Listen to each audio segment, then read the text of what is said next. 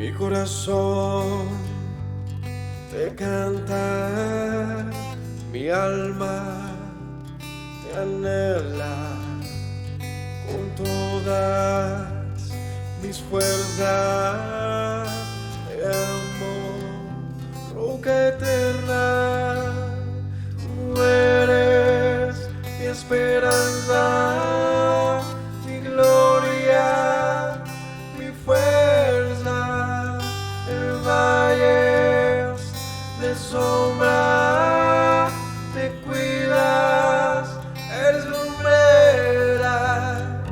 Tú eres fiel, no me dejarás. De la muerte y me levantarás. En tu palabra puedo confiar. Tú eres fiel, no me dejarás. De la muerte y me levantarás. En tu palabra puedo confiar. Eres fiel.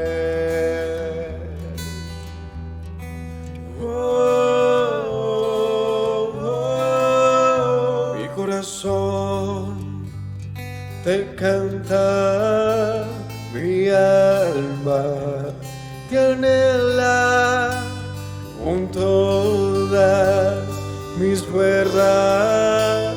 Te amo, roca eterna. Tú eres mi esperanza, mi gloria, mi fuerza.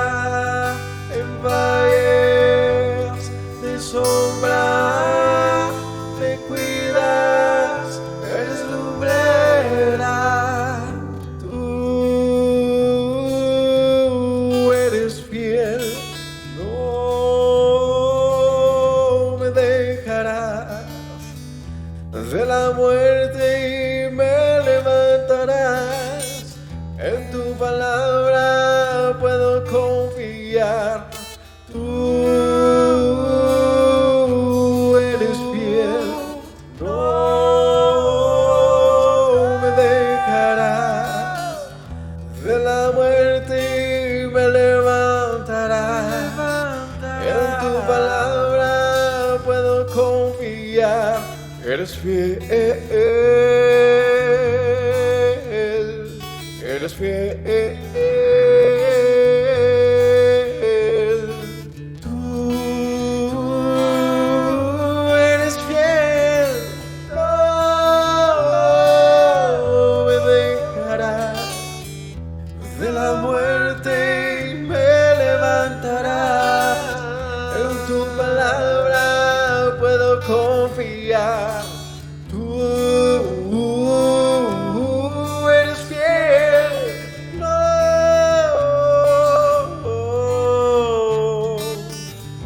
De la muerte y me levantarás.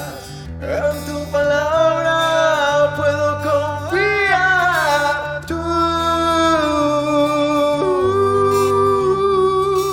no.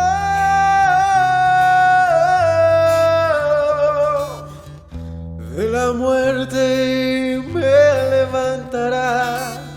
En tu palabra puedo confiar. Eres fiel, eres fiel. Tú eres fiel, no me dejarás. De la muerte y me levantarás. En tu palabra puedo confiar.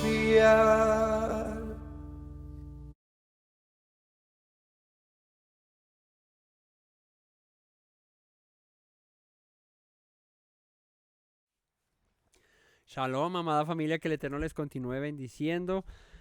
Un abrazo para todos y mil bendiciones. Gracias por conectarse una vez más a este estudio del día de hoy. Damos gracias al Señor porque nos permite nuevamente compartir con todos ustedes, compartir del estudio de la palabra del Señor. Es un gran privilegio y un gran placer el estar aquí siempre con ustedes, compartiendo la escritura, estudiando la palabra de Dios y bueno, aprendiendo acerca de los caminos de nuestro Padre Celestial, que es a fin de cuentas lo que más importa para nosotros en esta vida. Así que les doy la bienvenida a todos los que se conectan, a los que están siempre atentos y dispuestos para estudiar la palabra del Señor. Gracias a ustedes por estar ahí, por compartir, por dejar su like, por suscribirse. Gracias por hacer parte de esta congregación y por celebrar con nosotros cada estudio y cada reflexión que compartimos.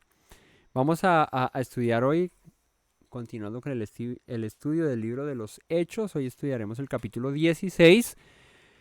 Y bueno, vamos a comenzar con la enseñanza, no sin antes orar y encomendar este tiempo al Señor.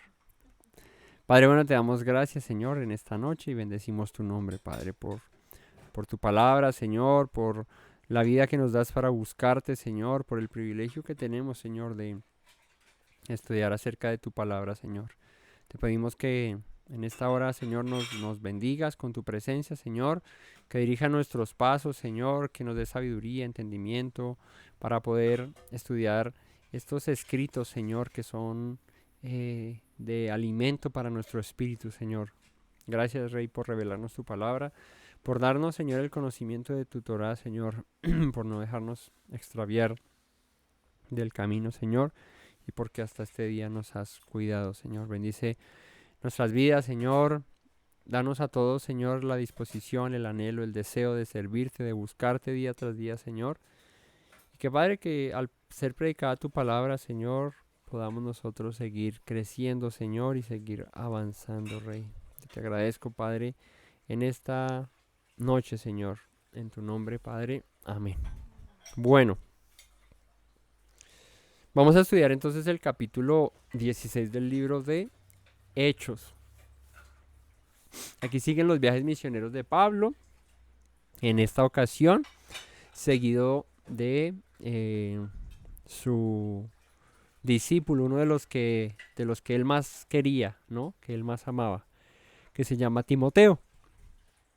Y este capítulo 16, pues es importante porque esto es posterior al Concilio de Jerusalén, ¿no? Lo que estuvimos viendo en dos enseñanzas pasadas, que fue el capítulo 15, las 7 leyes, digamos que primordiales para los gentiles que se estaban volviendo al Señor, ¿no? Los que estaban creyendo en la fe de Yeshua y que guardaban la Torá.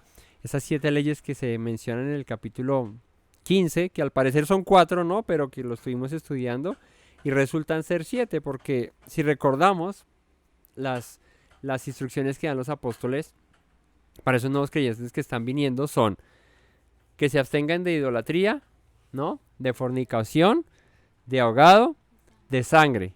Esas son las que son ahí clarísimas en el texto, ¿no? En el verso 19. Pero luego, el verso siguiente dice, porque Moisés tiene quien lo predique en las sinagogas donde él leído cada día de Shabbat. Y ahí están las otras 3. ¿Cuáles? Congregarnos. ¿Cuándo? En día de Shabbat. ¿Y cuál es la otra? Y escuchar a Moisés. Escuchar a Moisés, las palabras de Moisés, la ley, la Torah. Así que esas 7 son las recomendaciones que dan los apóstoles como leyes principales para que los gentiles que se están convirtiendo al Señor arranquen su camino de regreso a las raíces de su fe, de la fe del pueblo de Dios, del pueblo de Israel. Así que el capítulo 16, pues digamos que los apóstoles ya salen con esa directriz todos a decirle a todas las comunidades, bueno, hemos concluido, hemos determinado que los nuevos creyentes hagan esto, esto y esto y esto y aquello, ¿no? Que son primordiales. Y entre esas, pues el estudio de la Torá de Moisés cada Shabbat, pues eso iba a hacer que el gentil empezara a aprender Shabbat tras Shabbat los mandamientos de Dios, las instrucciones del Señor, y así pudiese al final pues comprender la ley de Dios y poderla poner por obra y guardarla, ¿no? O sea, no es como que la ley se hubiese quitado o abolido, sino que por el contrario, se dan estas leyes principales para que los gentiles que se acercan, pues no fuesen estorbados ni impedidos por tradiciones y por costumbres, porque es que eso es lo que resultaba ser dañino y perjudicial para estos nuevos creyentes. Todas esas tradiciones y todas esas costumbres doctrinales judías que se querían implantar en los nuevos creyentes, eso es a lo que los discípulos le huyen y ponen estas normas como para evitar esas costumbres, esas tradiciones empezaron a llegar a las nuevas comunidades, a las nuevas congregaciones. Entonces después de eso, pues salen los discípulos a predicar, los apóstoles a predicar. Y aquí continúa la historia de Pablo con su mensaje y con su predicación. Entonces vamos al capítulo 16, versículo 1 del libro de Hechos, donde dice: después llegó a Derbe y a Listra, y he aquí había allí cierto discípulo llamado Timoteo, hijo de una mujer judía creyente, pero de padre griego. Y esto era, pues, no muy común, pero sí acontecía. ¿Qué no era muy común? Pues que una judía se metiera con un extranjero, ¿no? Entonces no era muy común, pero sucedía. Entonces el pueblo judío y el pueblo de Israel como tal, o sea, todo Israel como tal, con respecto al mezclarse, pues han tenido muy claro que primero la Torá lo prohíbe y segundo, pues por cuidar su genealogía, su linaje, su nombre, ¿no? Su pueblo, pues ellos no se mezclaban con gente de otros pueblos, ¿no? Lo que dice la Torá es pues que el Señor prohíbe que nos unamos en yugo desigual, que su pueblo se una en yugo desigual, que no se metan con los gentiles, porque el gentil con sus prácticas, sobre todo la idolatría y todas esas prácticas, digamos que paganas que tiene el gentil, pues iba a hacer que el pueblo se desviara, iba a hacer que el israelita se desviara. Entonces por eso siempre el Señor reprochó el mezclarse, ¿no? Y cuando Israel se mezclaba, venían juicios contra Israel porque terminaban desviándose, ¿no? Cuando por allá hubo ese asunto con Balac y con Balaam, ¿no? Que le dice Balaam a Balac cuál es el secreto para que Israel sea castigado por el Señor, reprendido por el Señor. Y lo hace que se junte con las mujeres madianitas, ¿no? Y vino mortandad a Israel por causa de eso, porque cuando el pueblo se mezclaba, ¿cierto? En pos de mujeres de otros pueblos, de pueblos cananeos, de pueblos gentiles, pues resultaban participando de sus cultos, de su idolatría, ¿no? Era más fácil que se convirtiesen a ellos a que los gentiles se convirtiesen a Israel. Entonces por eso es que el Señor es como tan estricto con eso. Y dice el Señor: no se mezclen, no se unan en yugo desigual, no tienen ustedes parte con los gentiles, ustedes son mi pueblo, ustedes son mi especial tesoro. Y antes bien, si un gentil, si un extranjero quiere ser parte del pueblo, pues bueno, que guarde las leyes también como ustedes y puede venir a ser parte del pueblo de Dios. Entonces, esta mujer, la mamá de Timoteo, era una judía creyente, pero su padre era griego. Así que Timoteo había crecido con una, digamos que dualidad de pensamiento, ¿no? Una mamá judía y un padre griego. La tradición judía dice que ¿cómo se dice? El linaje judío o el ser judío como tal se da es por la mamá. Eso es lo que dice la tradición, ¿no? Que la mamá es la que hace que el muchacho sea judío. ¿Sí? Entonces,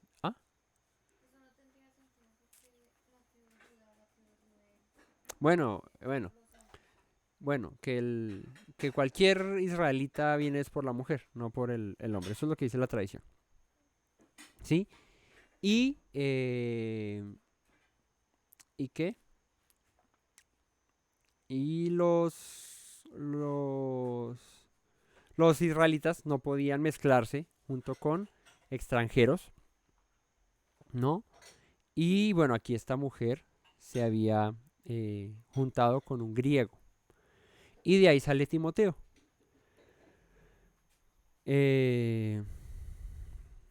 Timoteo en el primer viaje que hace Pablo, en el primer viaje misionero que hace Pablo, estaba un poco más joven y ahí es donde escucha acerca de la predicación de Pablo y empieza a seguir las enseñanzas de Pablo. Cuando Pablo vuelve de nuevo a viajar hacia aquellos lugares en los que había estado, de hecho en Listra fue donde casi muere Pablo apedreado, pues allí ya había estado Timoteo. Y luego regresa Pablo, luego de un tiempo más adelante, regresa Pablo nuevamente a llevar esta información nueva y a seguir predicando y afirmando a las congregaciones que estaban en los lugares a los que él ya había ido y bueno, a nuevos lugares que iba a ir. Ahora, dice que este hombre, dice este Timoteo, dice, daban buen testimonio de él los hermanos que estaban en Listra y en Iconio. O sea, este era un discípulo que había escuchado la predicación de Pablo y era un muchacho de testimonio, era un muchacho aplicado, era un muchacho juicioso.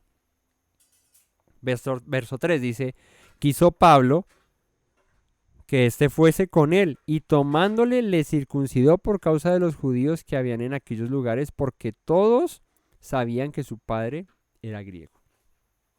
Así que, aunque su mamá era judía, ¿no? Este muchacho no había sido circuncidado al octavo día como cualquier judío que hubiese nacido en un hogar judío, ¿no? Porque el mandamiento habla de que la circuncisión se debe hacer a los 8 días de nacido el niño, ¿no? Pero en este caso Timoteo no había sido circuncidado de niño, aunque su madre era practicante judía. Su papá era griego. Entonces, ¿qué tiene que hacer Pablo? Pues circuncidarlo. Antes de salir conmigo a misionar, le dice, tienes que circuncidarte. ¿Por qué? Porque la razón primordial aquí por lo que Pablo hace esto de esta manera es porque me vas a acompañar a mí, vamos a ir a predicar y entre esos van a salir opositores, va a salir gente que se levante a oponerse al mensaje, entre ellos judíos, y pues van a ver que tú eres descendiente de un griego que tienes que hacer predicando acerca del Dios de Israel si no estás circuncidado, ¿no? Entonces, dice aquí que por causa de los judíos que habían en aquellos lugares, lo circuncidó, porque esos judíos sabían que Timoteo era griego.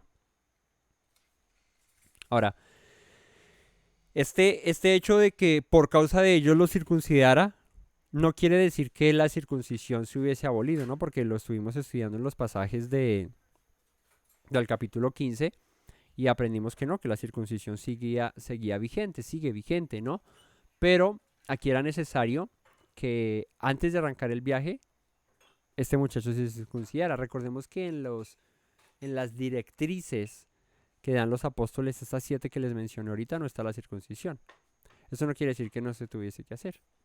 Eso quiere decir, por el contrario, que en las sinagogas, en cada día de Shabbat, se leería, se estudiaría a Moisés, y entonces así se aprendería incluso acerca de la circuncisión y llegaría el momento en el que se circuncidarían, ¿no? Entonces, la diferencia aquí con Timoteo es que Timoteo iba a arrancar con Pablo a predicar en todos estos lugares y allí iban a encontrar judíos. Y cuando lo vieran a él siendo griego, dirían, pero este por qué no está circuncidado, pero este por qué no, o sea, está predicando acerca del Dios de Israel, ¿no? Está predicando igual acerca de un Mesías que es judío, pero este es un griego incircunciso. Pues no puede ser así. Entonces lo circuncida por causa de estos judíos. Y dice, y al pasar por las ciudades les entregaban las ordenanzas que habían acordado los apóstoles. ¿Cuáles? Las 7 que les mencionamos ahorita. Las de absténganse de idolatría, de ahogado de sangre, de fornicación, lean a Moisés, congréguense en Shabbat y, congréguense y que sea en Shabbat, ¿no? Que lo hagan en Shabbat. Así que dice que al pasar por la ciudad les entregaban esas ordenanzas que habían acordado los apóstoles y los ancianos que estaban en Jerusalén para que las guardasen. Entonces empezaron a ordenar las comunidades, bueno, así es que nos vamos a comportar, así es que nos vamos a regir. Estas son las limitaciones y lo mínimo requerido más bien para empezar a ser parte de una congregación, de una comunidad creyente en Yeshua. Así que las iglesias eran confirmadas en la fe y aumentaban en número cada día. Empezaron a guardar lo que los apóstoles dijeron. Y empezaron a estudiar Torah, Shabbat tras Shabbat, y aprender acerca de los mandamientos y de la fe en Yeshua. Y bueno, ahí se fueron consolidando poco a poco. Ay, perdón, tengo como mugrecitos en los ojos, por eso me la paso rascándomelos. Bueno, verso 6, y dice, y atravesando Frigia y a la provincia de Galilea, y la provincia de Galacia, les fue prohibido por el Espíritu Santo hablar la palabra en Asia. Y cuando llegaron a Misia, intentaron ir a Bitinia, pero el Espíritu no lo permitió. Y bueno, aquí sucede algo interesante, y es que ellos quieren ir a Asia, pero dice que el Espíritu Santo no los dejó ir a Asia, se los impidió, ¿no? ¿Y qué es Asia? Pues hacia el oriente de Israel, ¿no? Hacia el oriente queda Asia. Y sucede que la mayoría de dispersos de Israel, la mayoría de los dispersos entre las tribus de Israel, se fueron más bien hacia el no hacia el Asia del Oriente, sino hacia el norte de Europa, ¿sí? Hacia el occidente de Europa, ¿no? Hacia esos lugares, ¿no? Fue que los dispersos de Israel se fueron. Ahora,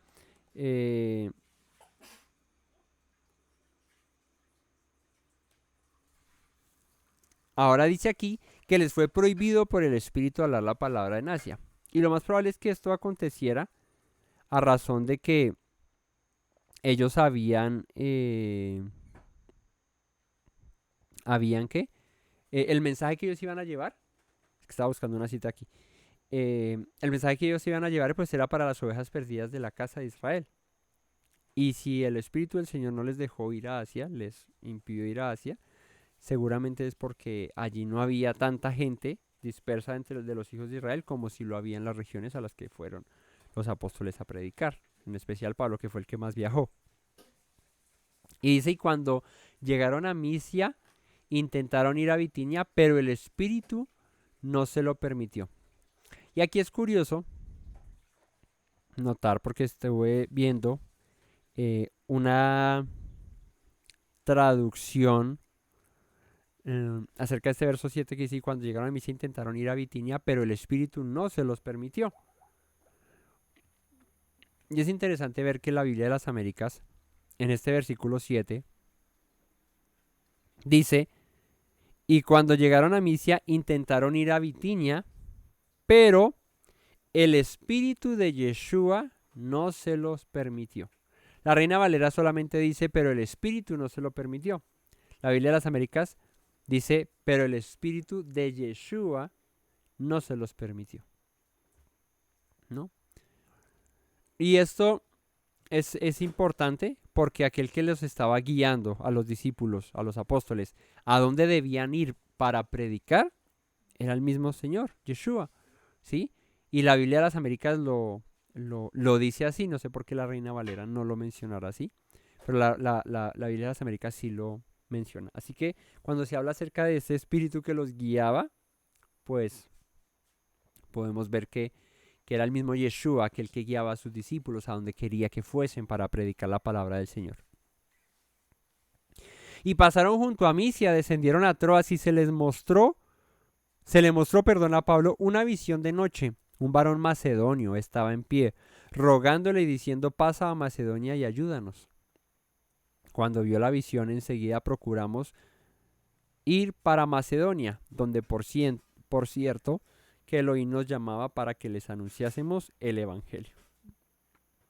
La importancia de estar, lo que les decía yo hace un tiempo, ¿no? Hace unas prédicas anteriores que les decía que uno debe estar, debe ser sensible a la voz del Señor, a donde Él quiere que vayas para predicar, a donde Él quiere que vayas para anunciar la palabra del Señor, que no, a veces lo hacemos por emoción, ¿no? Y resultamos yendo a gente que ni siquiera desea escuchar la palabra de Dios. Pero cuando somos guiados por el Espíritu del Señor, pues vamos a donde hay gente que anhela, ¿sí? Con mucho deseo, escuchar la palabra del Señor. Y eso es lo que debemos aprender nosotros, porque es importante pedir dirección al Señor para predicar su palabra, ¿sí? Para que el corazón que la reciba esté dispuesto a escucharla y no vayan a ser palabras al viento o vacías que no lleguen al corazón de aquellos que la escuchan. Entonces dice que aquí Pablo tuvo una visión de un varón macedonio que quería que pasaran allá. Y dice, y cuando vio la visión enseguida procuramos partir para Macedonia. El que escribe Hechos es Lucas. Entonces Lucas es el que está narrando acá y está diciendo, Pablo vio esta visión y por eso nos fuimos para Macedonia, donde por cierto que Dios nos llamaba para que les anunciásemos el Evangelio. Entonces, a diferencia de Asia, que se les prohibió ir allá, porque el Espíritu no les dejó ir allá, el Espíritu de Yeshua no les dejó ir allá, por el contrario, sí, el Espíritu del Señor estaba guiándolos para que fuesen a Macedonia. Ese era el plan. Dice verso 11, zarpando pues de Troas, vinimos con rumbo directo a Samotracia, y al día siguiente a Neápolis, y de allí a Filipos, que es la primera ciudad de la provincia de Macedonia, y una colonia, y estuvimos en aquella ciudad algunos días.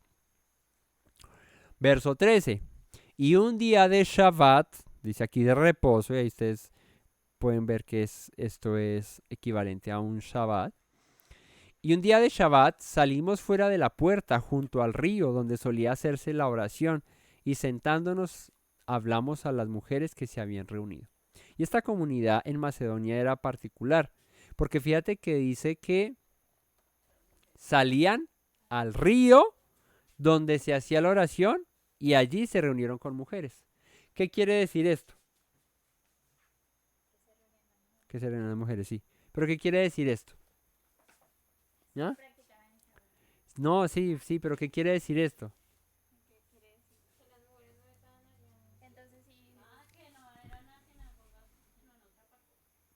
Sí, no era en una sinagoga, sino junto al río. ¿Por qué? No, porque eran más mujeres creyentes allí que hombres. Y para montar una sinagoga, para tener una sinagoga, pues deben haber hombres. No es normal que una mujer abra una sinagoga. Y en tiempos de Yeshua, pues mucho menos. Hoy en día hasta las mujeres abren sinagogas, ¿sí? Pero ¿qué? Pero en el orden correcto de las cosas, pues para que haya una comunidad, una congregación, una sinagoga, pues debe haber varones allí que presidan. Entonces, lo más seguro es que por eso no iba a una sinagoga, sino fueron, dice, en día de Shabbat se reunían las mujeres, pero no había una sinagoga, sino se reunían junto al río y allí oraban. Pero pues eso no le impidió a los discípulos ir y hablar con ellas y predicarles acerca a Pablo y a Timoteo, ¿no? Y a Lucas, que iban ahí a predicarles acerca del Evangelio. Entonces una mujer llamada Lidia, vendedora de púrpura de la ciudad de Tiatira, que adoraba a Elohim, estaba oyendo, y el Señor abrió el corazón de ella para que estuviese atenta a lo que Pablo decía, ¿no? Una vendedora de púrpura, el púrpura era un material caro, material costoso, ¿sí? Y esta mujer dice que fue tocada por el Señor para que oyera a Pablo. Y dice, y cuando fue bautizada y su familia nos rogó diciendo si habéis juzgado que yo sea fiel al Señor, entrad en mi casa y posad, y nos obligó a quedarnos. Les dijo, entren a mi casa, posen allí, descansen allí.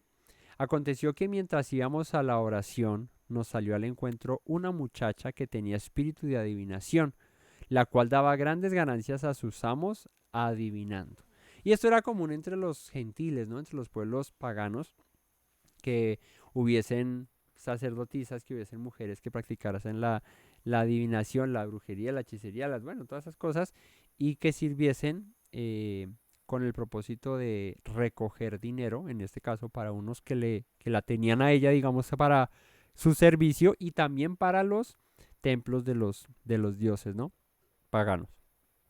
Entonces dice que cuando iban a la oración, les salió al encuentro una muchacha que tenía espíritu de adivinación, la cual daba grandes ganancias a sus amos. Esta, siguiendo a Pablo, voces diciendo, mira lo que decía esta mujer, con espíritu de adivinación, que lo único que buscaba era recoger dinero para sus amos. Dice que daba voces diciendo, estos hombres son siervos del Dios Altísimo, quienes os anuncian el camino de salvación. Y esto lo hacía por muchos días, mas desagradando a Pablo, este se volteó y le dijo al espíritu, te mando en el nombre de Yeshua el Mesías, que salgas de ella, y salió en aquella misma hora. ¿Qué sucede aquí? Fíjate que la mujer con espíritu de adivinación dice que decía que estos hombres eran de Dios, servidores del Dios Altísimo, y que traían el mensaje de salvación. Pero no por eso no seguía siendo una mujer con espíritu de adivinación.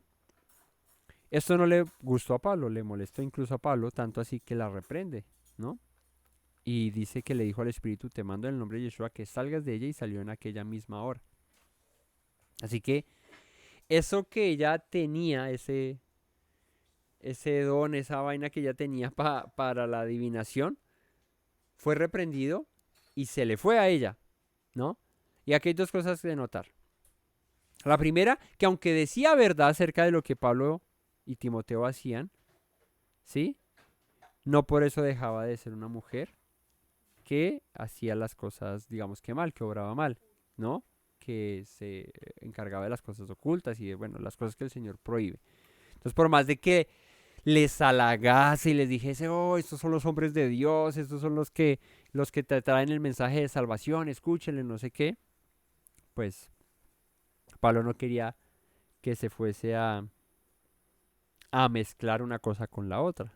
O sea, una cosa es la predicación de la palabra del Señor con poder y como debe ser. Otra cosa es que uno que practica lo oculto, que practica la adivinación, que practica esas cosas, anuncia acerca de la palabra del Señor, porque no va lo uno con lo otro. O sea, no pueden salir, como dice Yeshua, de una misma fuente, agua dulce y agua amarga. Entonces la reprende, y qué problema para Pablo esto, porque dice, pero viendo sus amos que había salido la esperanza de su ganancia, o sea, la adivinación que ella practicaba era su dinero que les entraba a los amos de aquella muchacha. Pero cuando Pablo la reprende y se le sale ese espíritu que tenía y eso que hacía ella, pues dice aquí que la esperanza de su ganancia para sus amos se les desvaneció. Entonces, ¿qué hicieron? Prendieron a Pablo y a Silas y los trajeron al foro ante las autoridades. O sea, dijeron, ¿cómo es posible que se nos dañe el negocio? Nos acaba de dañar el negocio. Dice, y presentándolos a los magistrados, dijeron, estos hombres, siendo judíos, alborotan nuestra ciudad y enseñan costumbres que no es lícito recibir ni hacer, pues somos romanos. Estos estaban como alguna vez leí ahí cuando vivíamos en Madrid, en una papelería, en una pañalera, en algún lado así, había un letrero que decía, nosotros somos católicos, apostólicos y romanos. Así decía en la ventana, ¿no? Ahí estaba un letrerito. ¿Y esto para qué es? Pues para que no entre ninguno a decirle, oiga, le vengo a predicar que soy testigo de Jehová, le vengo a predicar que yo soy cristiano, que yo soy adventista, que no. De entrada, ahí está el letrero que dice, aquí no golpee porque aquí no le recibimos a nadie nada. Somos católicos, apostólicos, romanos y punto. Pues estos hombres dicen prácticamente lo mismo. Oiga, estos son judíos que están viniendo aquí a alborotar la gente con sus costumbres judías y nosotros somos romanos, no nos interesa. No queremos escuchar a judíos de nada. Nosotros somos romanos y vivimos así felices siendo romanos con nuestras prácticas, con lo que hacemos. Se les dañó el negocio, no querían que eso siguieran alborotando a la ciudad, predicando acerca del mensaje de salvación del evangelio, si nosotros somos romanos? Y se agolpó el pueblo contra ellos. Pues claro, empiezan a salir, ¿cómo así que vienen aquí a cambiar? Nosotros somos romanos, no somos judíos, lárguense de acá. Se agolpó el pueblo contra ellos. Y los magistrados, rasgándoles las ropas, ordenaron azotarles con vara. Y de una, digamos que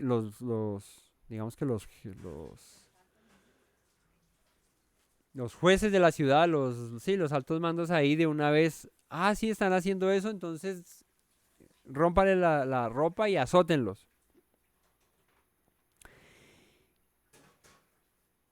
Y dice, después de haberles azotado mucho, les echaron en la cárcel, mandando al carcelero que los guardase con seguridad, el cual recibió este mandato, los metió en el calabozo de más adentro y les aseguró los pies en el cepo. O sea, los puso ahí con una cadena ahí amarrada a una, ¿cómo se llama eso? Sí, no sé si eran bolas o no, pero una bola ahí de acero. No, pero es que los cepos el cepo es como el que se ponía en la cabeza y los brazos, que es una vaina de madera, así, esa. De pronto en los pies, pues habían unos cepos para los pies, para que no pudieran caminar. Cepo. Ahí los ponen, en una cárcel. Es igual pero sentado, sí. Sí, es para los pies. Es un cepo, es en madera y es para aprisionar los pies ahí, que no se pueda mover. Dice, pero a medianoche, orando Pablo y Silas, ahí con el cepo puesto, orando, no llorando ni, ay, qué desgracia la nuestra tan infinita, ¿qué hacemos aquí nosotros? No, orando Pablo y Silas, cantaban himnos a Dios y los presos los oían, ¿no? O sea, con un cepo ahí, imposibilitados de poder caminar, privados de su libertad por predicar la palabra del Señor, porque eso es lo que estaban haciendo. Cantaban himnos al Señor, oraban y los presos los escuchaban. Y esos tan locos que hacen ahí.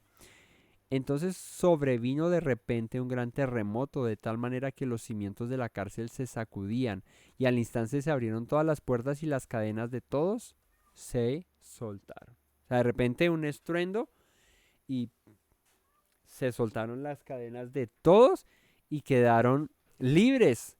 Despertando el carcelero y viendo abiertas las puertas de la cárcel, sacó la espada y se iba a hacer el harakiri.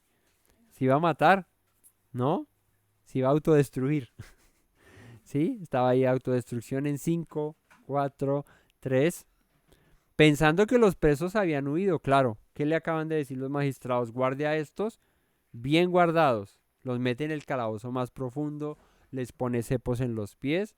Y a medianoche, mientras que ellos cantaban el terremoto, se abrieron los cepos, se abrieron las cadenas, se abrió la cárcel, todo se abrió. Y él estaba medio dormido y cuando abrió los ojos vio a todo el mundo suelto, iba a coger la espada y se iba a matar. Dijo, se me volaron los presos de alta seguridad. Dice, pensando que los presos habían huido, 28. Mas Pablo clamó a gran voz diciendo, no te hagas ningún mal, pues todos estamos aquí. Entonces ya venía con la espada a hacerse el harakiri. Entonces, no te hagas ningún mal porque todos estamos aquí. Él entonces, pidiendo luz, te dijo, alúmbreme que no veo nada. Se precipitó adentro y temblando se postró a los pies de Pablo y de Silas. Y sacándoles les dijo, señores, ¿qué debo hacer para ser salvo? Un hombre que, pues que nada de nada, hay un carcelero, ¿verdad?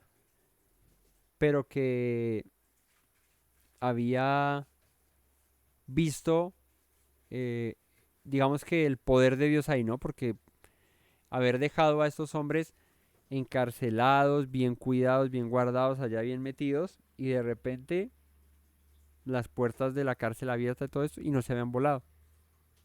Obvio él sabía quiénes eran estos, ¿no? Que era, o sea, por qué razón estaban puestos ahí en la cárcel, ¿no? Por predicar su fe y por esto, pues cuando ve que con todo y lo que se abrió la cárcel y todo eso no huyeron, sino que estaban ahí y este se iba a matar y no lo dejaron matarse, pues dice que cuando los escuchó corrió hacia ellos, se postró ahí temblando y dice, y eh, sacándole les dijo, señores, ¿qué debo hacer para ser salvo?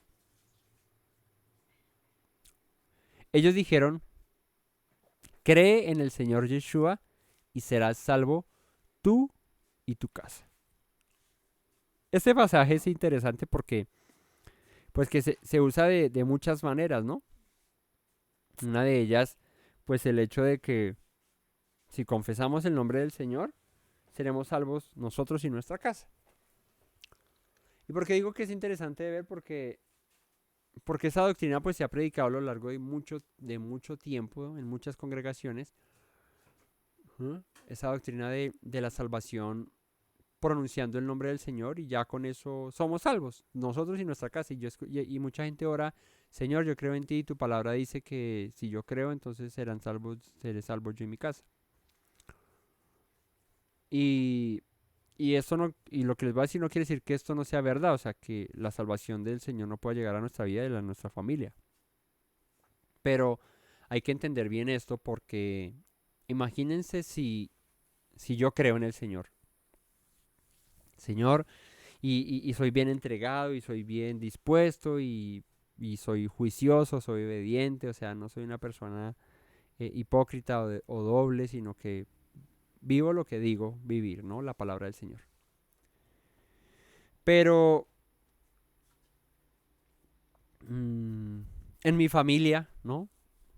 Hay unos que nada que ver con Dios, o sea, mejor dicho,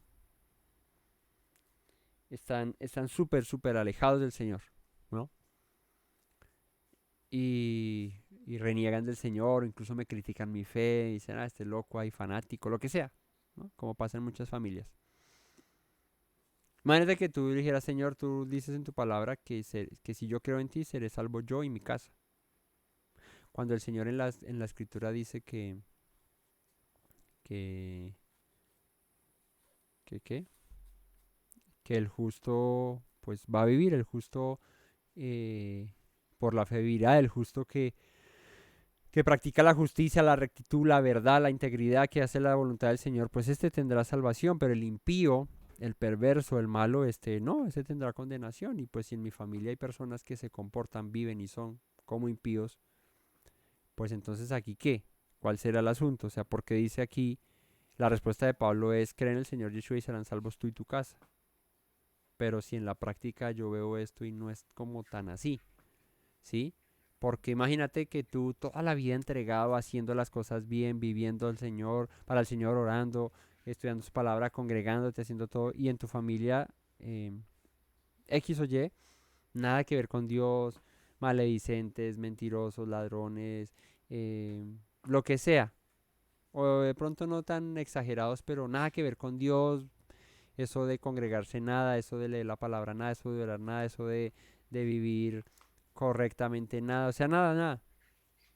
Entonces sería un poco eh, injusto el pensar que tú toda la vida fuiste una persona que te entregaste, que hiciste la voluntad de Dios y eso, pero como tú creíste y como está escrito aquí que seré salvo yo y mi casa, pues como yo creí, pues no importa, ustedes vivan como quieran, que igual yo ya creí y van a ser salvos ustedes, pues es como absurdo, porque si una persona no tiene el tiempo, la disposición y el deseo de seguir a Dios, ahora, ¿por qué buscarlo? O sea, ¿por qué ganarse la eternidad para estar junto al Dios que nunca quiso buscar, que nunca deseó servir, que nada que ver? Entonces, esto es un pasaje más bien que carece de la interpretación correcta o de la secuencia de la lectura correcta para entender por qué Pablo le dice esto y si esto obró verdaderamente en la vida del carcelero. Así que le dice, señores, ¿qué debo hacer para ser salvo? Y él dice, ellos le responden, Pablo y Silas, cree en el Señor Yeshua y serás salvo tú y tu casa. Verso 32. Y le hablaron la palabra del Señor a él y a todos los que estaban en su casa. Fíjate que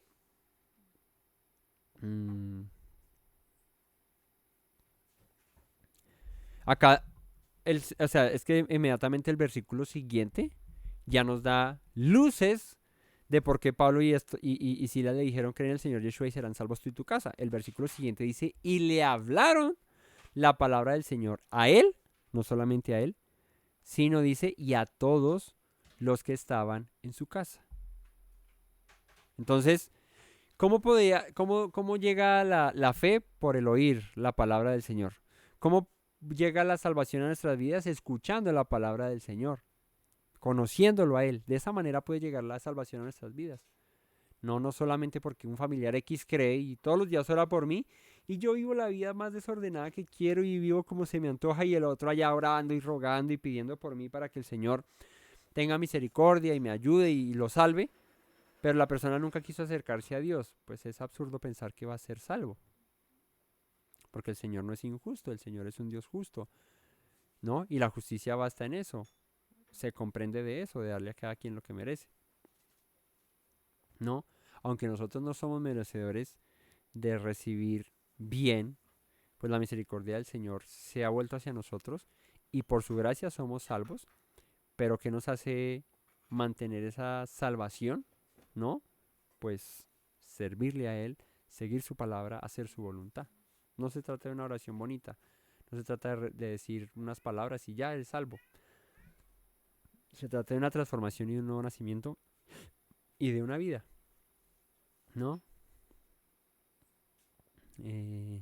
Como le dijo ¿fue a Saqueo? El de tienes que nacer de nuevo. ¿A Saqueo o a Nicodemo? A Nicodemo. ¿Cómo puedes hallar la salvación? Pues naciendo de nuevo, ¿no? Teniendo una transformación en tu vida. No solo pronunciando palabras bonitas, ¿no? Entonces, es más de fondo y profundo que lo que parece tan simple. Ahora, ¿qué es lo simple? Lo simple, o sea, lo fácil, lo que nos la puso fácil el Señor fue que por la gracia y la misericordia de Él envió a su Hijo para darnos salvación a nosotros. Digamos que ahí es donde la tenemos fácil, porque es en sus méritos y en su misericordia que somos salvos. Pero, dice la Escritura que el que persevere hasta el final, este será salvo, que hay que mantenernos firmes en su palabra, que hay que mantenernos alineados a sus mandamientos, a lo que Él dice, ¿cierto? El que le ama debe andar como Él anduvo, ¿cierto? El que es su hijo y el que es su discípulo, pues tiene que seguirle, seguir sus pasos, hacer su voluntad, hacer lo que Él dice. Entonces no es como tan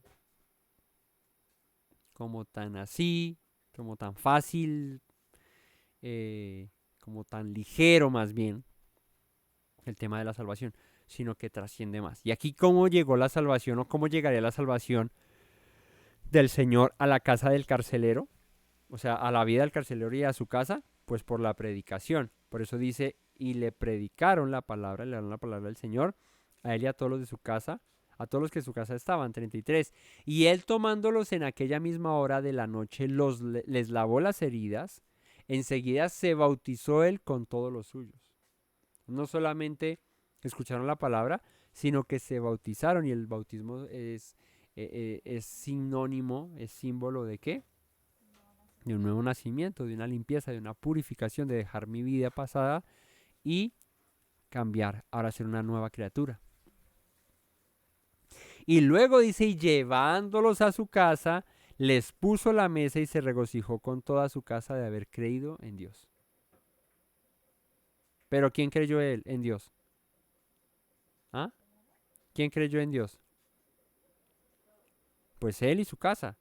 Se regocijó con toda su casa de haber creído a Dios. Entonces ahí la palabra de cree en el Señor y serán salvos tú y tu casa.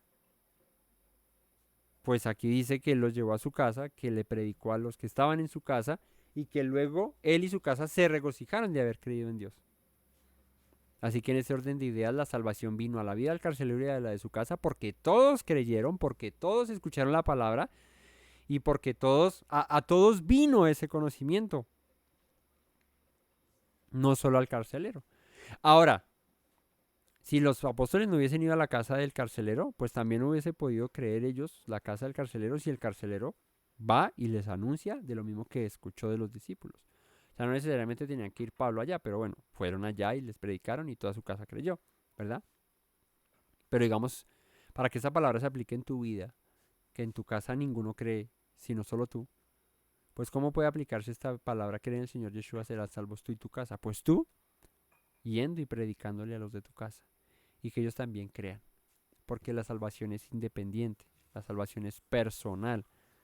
La salvación no es grupal, no es un colectivo, no es que somos salvos todos aquí porque sí o porque no, no, la salvación es individual, cada uno de nosotros le dará cuentas al Señor como individuos, como personas independientes, ¿no? Yo tengo mi esposa, tienes tu esposa, tu esposo, tus hijos, tu mamá, tu papá, tu primo, tu abuelo, tu tío, ¿sí? Pero por más de que hacemos parte de una familia por la sangre que nos une, ¿no?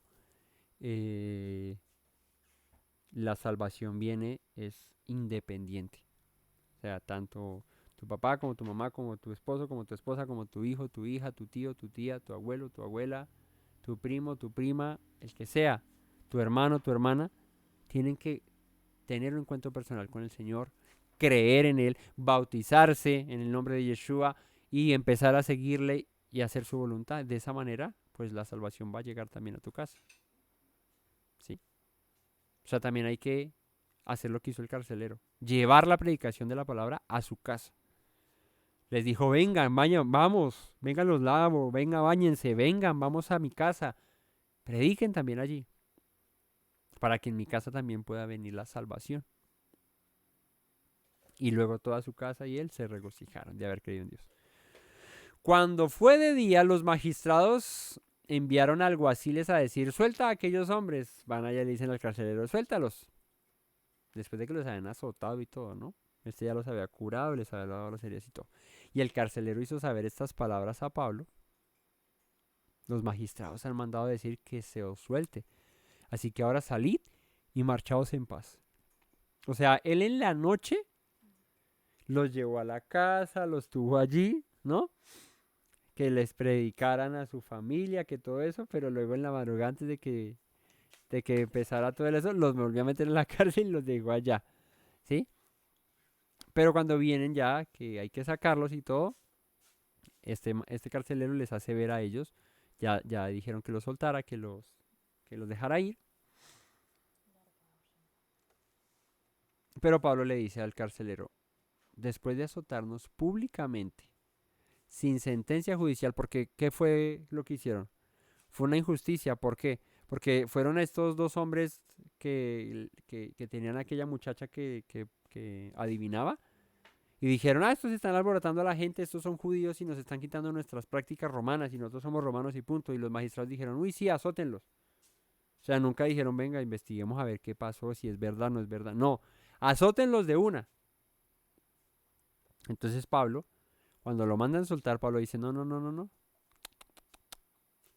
Después de azotarnos públicamente sin una sentencia judicial, o sea, sin ser sentenciados correctamente, con pruebas y eso, siendo ciudadanos romanos, porque Pablo era romano, nos echaron en la cárcel y ahora nos echan encubiertamente, o sea, como queriendo tapar lo que habían hecho, como que, ay, déjelo salir, que eso nadie se dé cuenta.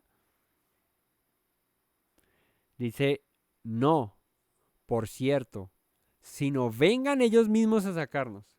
Estamos de dignos acá. ¿Cómo así que nos azotan, mejor dicho, de todo?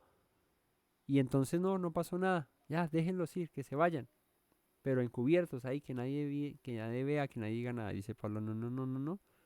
Así como nos azotaron en presencia de tantos, como nos ultrajaron y todo eso, pues vengan y aquí y ellos mismos que nos saquen. Entonces los alguaciles hicieron saber estas palabras a los magistrados, los cuales, dice, tuvieron miedo al oír que eran romanos. Porque uno no puede pasar y los derechos de las personas, ¿no? Y más si tú eres romano y tienes a un conciudadano tuyo romano, pues debes de regirte por lo mínimo por las leyes romanas, ¿no?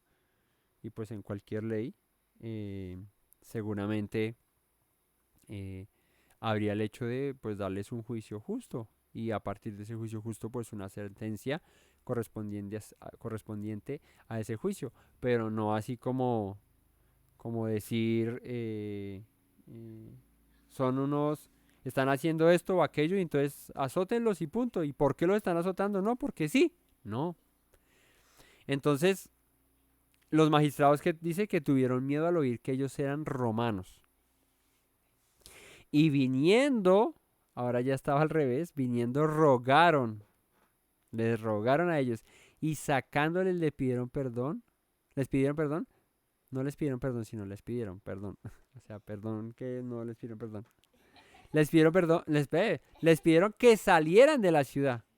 Les rogaron, por favor, váyanse, váyanse, ustedes son romanos, después aquí nos demanda, después tal cosa.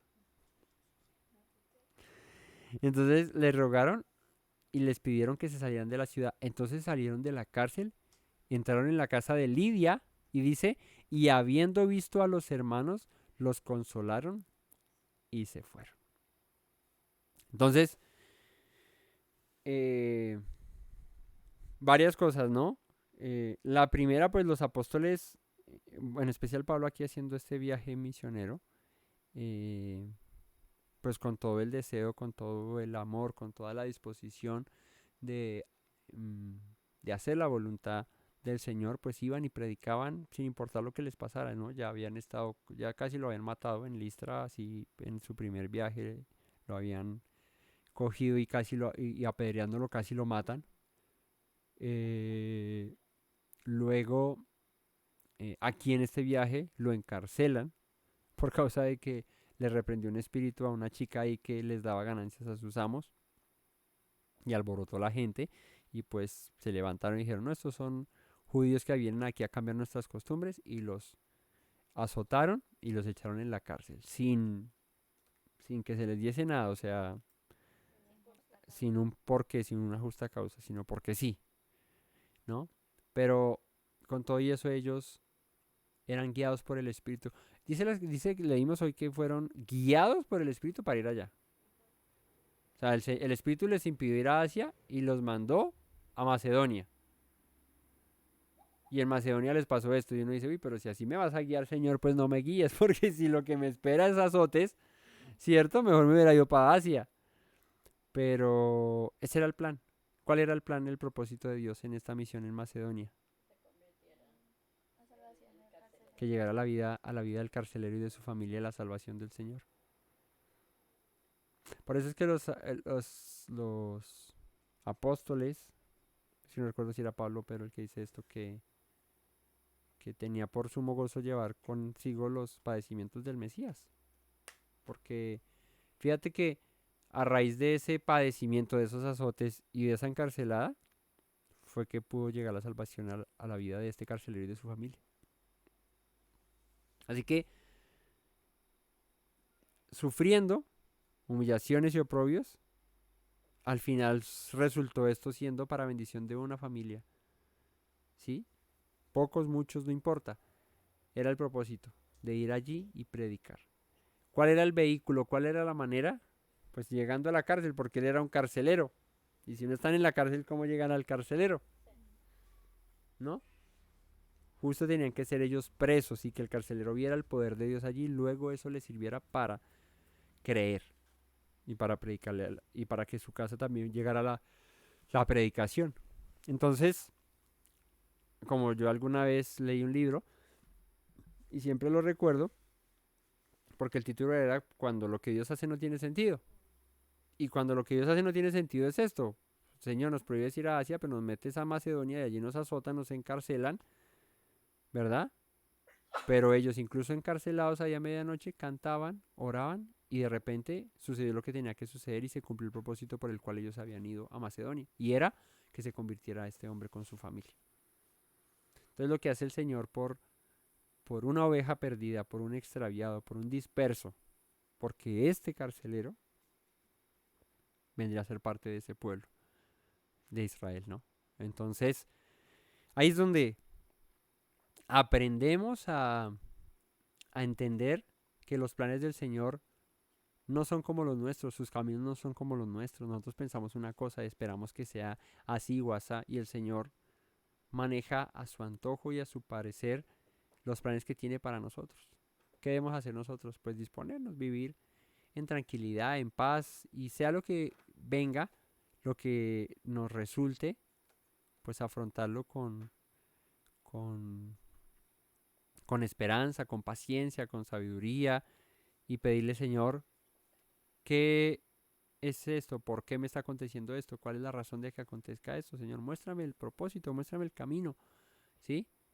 Y que a la postre esto resulte siendo eh, para bendición de mi vida y para la bendición de los que me rodean, y bueno, que yo pueda cumplir el propósito por el cual me has traído hasta aquí o me tienes hasta aquí o X o Y.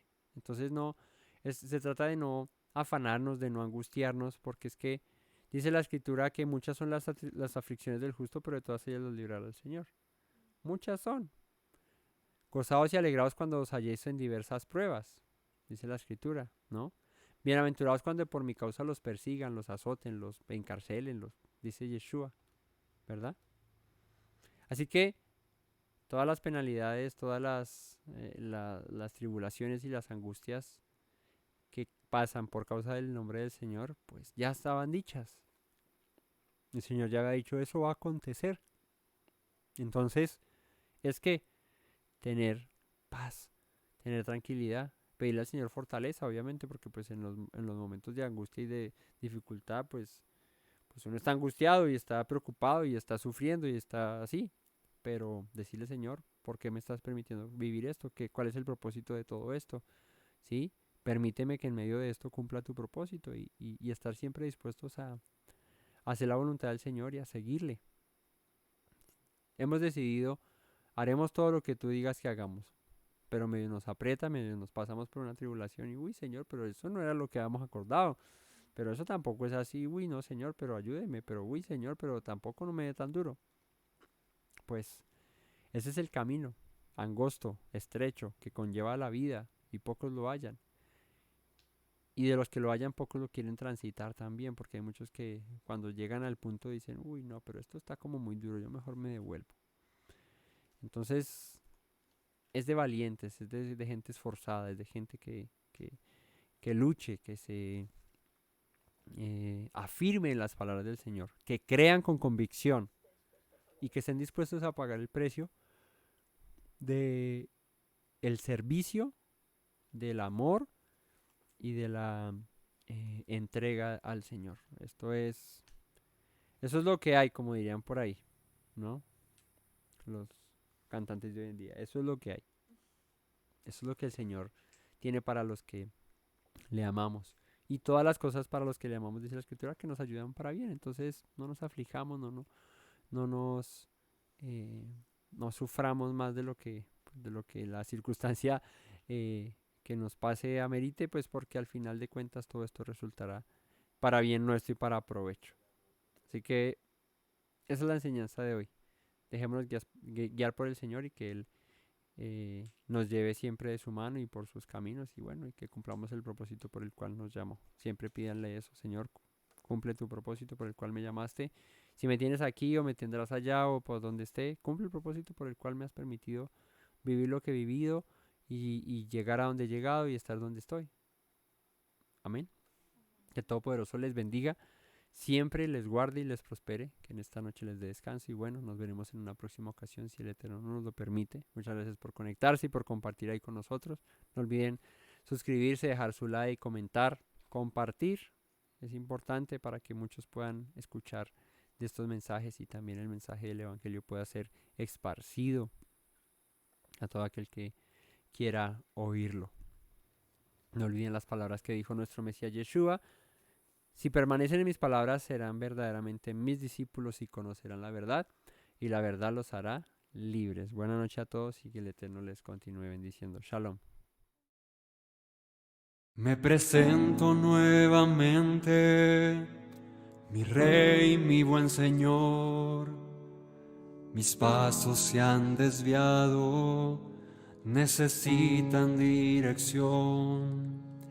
En tu amor me he refugiado, Yeshua, pues así al Padre puedo hoy decir: me presento nuevamente, mi Rey, mi buen Señor. Mis pasos se han desviado, necesitan dirección. En tu amor me he refugiado, Yeshua, pues así al Padre puedo hoy decir: Abba, Padre, Baruch atah. Señor Dios nuestro Rey de eternidad, Abba, Padre, Baruch atah. Adonai Eloheinu melech haolam.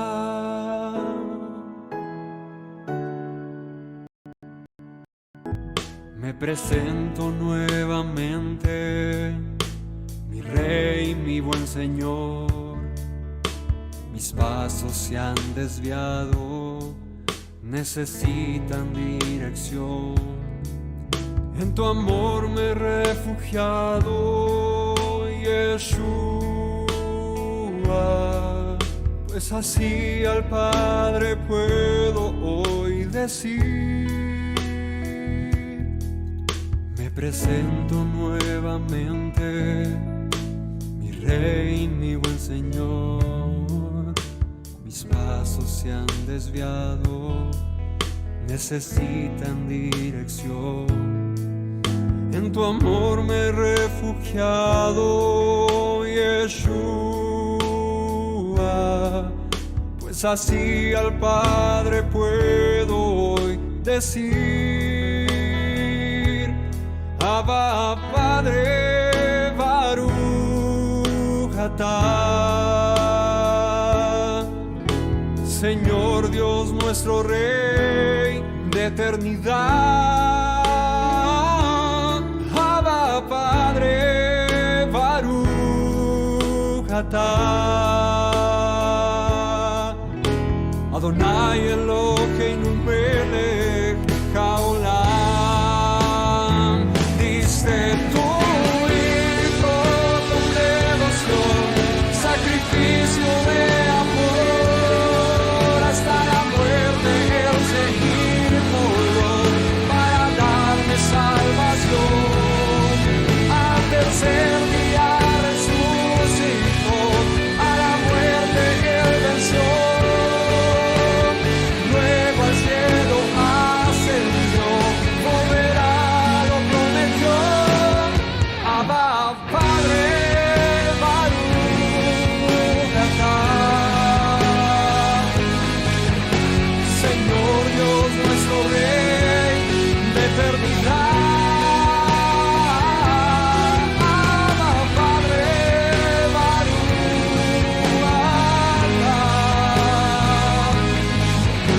Adonai Eloheinu melech haolam.